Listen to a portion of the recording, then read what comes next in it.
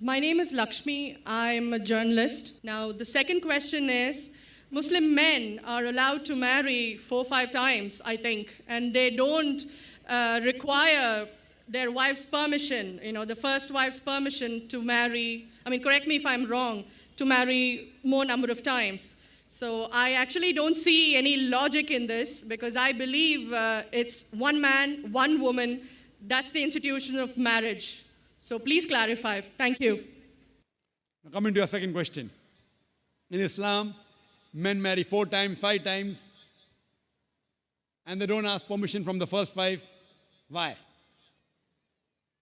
As far as polygyny is concerned, a man having more than one wife, Islam is the only religion, and Quran is the only religious scripture on the face of the earth which says marry only one. There is no religious scripture besides the Quran. I'm a student of comparative religion, which says marry only one. There is no verse in the Bible, no verse in the Bhagavad Gita, no verse in the Veda which says marry only one except the Quran. If you read the Hindu scriptures in Ramayana, the father of Sri Ram, how many wives did he have? How many wives? More than one? More than one, 3 wives. Fine. Shri Krishna, according to Mahabharata, how many wives he had? Unlimited. Not unlimited. You don't know your scripture well. No. Did he have 4 wives? No. I have no idea. Not 4, not 100, not 1,000, 16,108 wives. How many wives he had? 16,108. So why can't we Muslims have 4? What's the problem? When Shri Krishna can have 16,108 wives, why can't we have 4?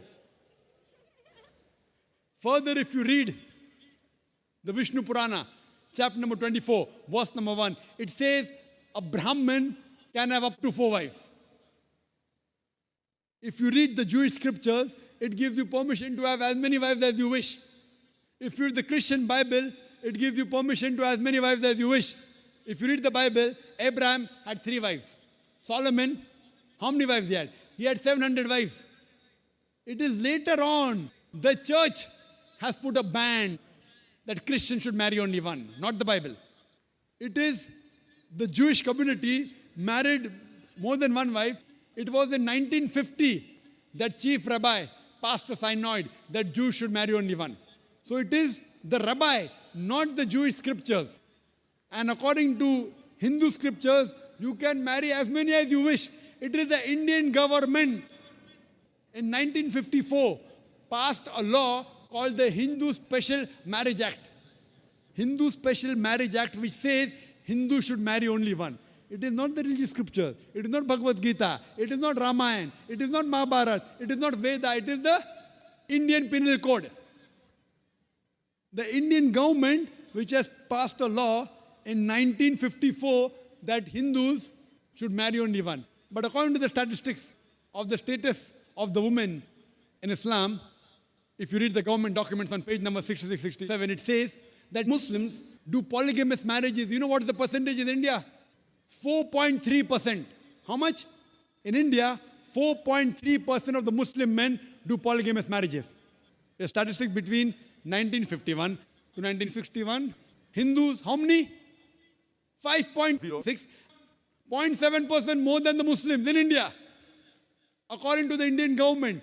Even though it is prohibited according to the Indian law, yet they do more polygamous marriages than the Muslims. Why? Now, let's analyze what does the Quran say. Quran says in Surah Nisa, chapter 4, verse number 3, marry women of your choice in 2s, 3s or 4s.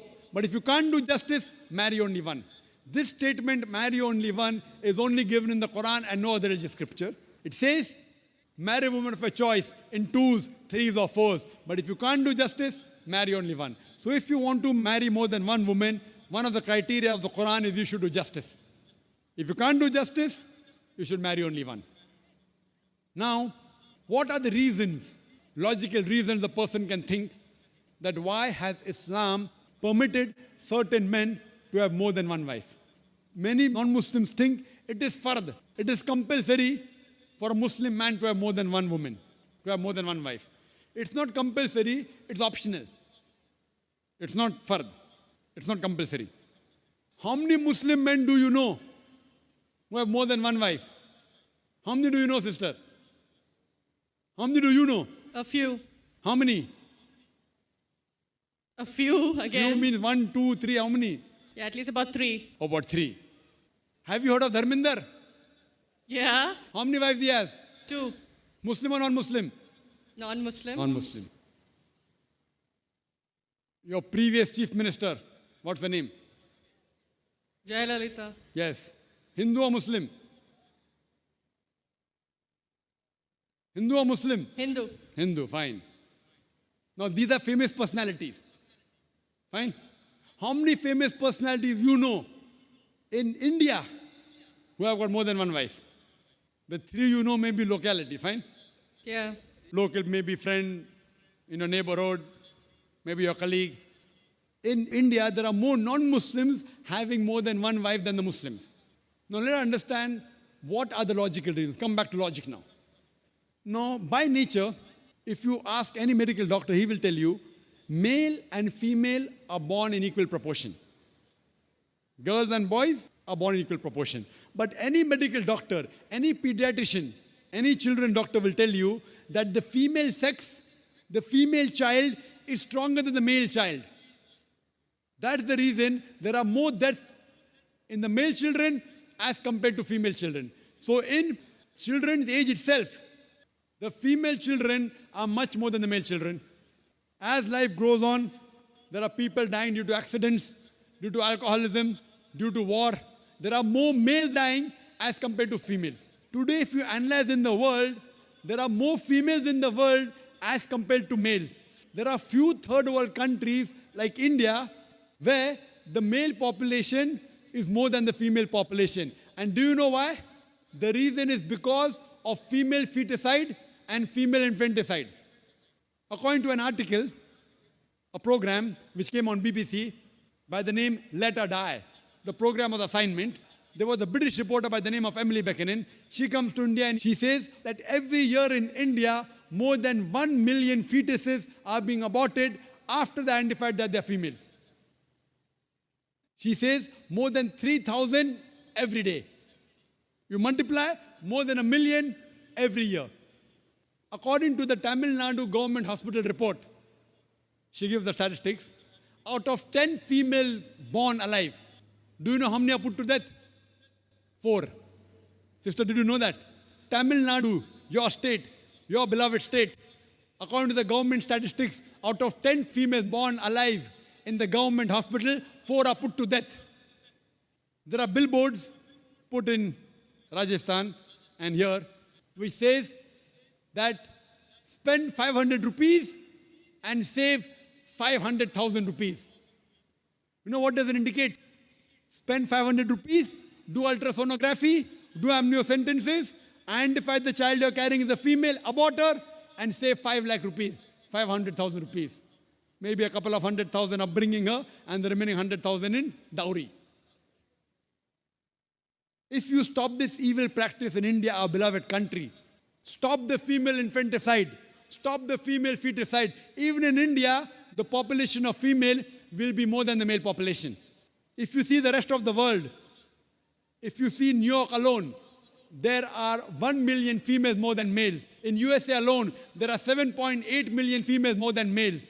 In UK alone, there are 4 million females more than males. In Germany alone, there are 5 million females more than males. In Russia alone, there are 9 million females more than males. And God alone knows how many millions of females are more than males throughout the world. Suppose I agree with your philosophy, sister, you said, 1 man, 1 woman. If I agree with you, sister, with your philosophy, 1 man, 1 woman. And suppose my sister happens to be in America, or your sister happens to live in America. And suppose the market is saturated. 1 man, 1 woman, saturated. Yet there will be 7.8 million females who will not find life partners. 1 man, 1 woman. Now the option for these 7.8 million females is either marry a man who already has a wife or become public property. You say, Dr. Zakir Naik, public property, such a harsh word.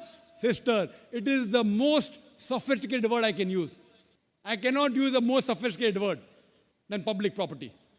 According to the studies of America, do you know, on an average, a man, before he settles down with a wife, he has 8 different sexual partners. Do you know that? On average, 8.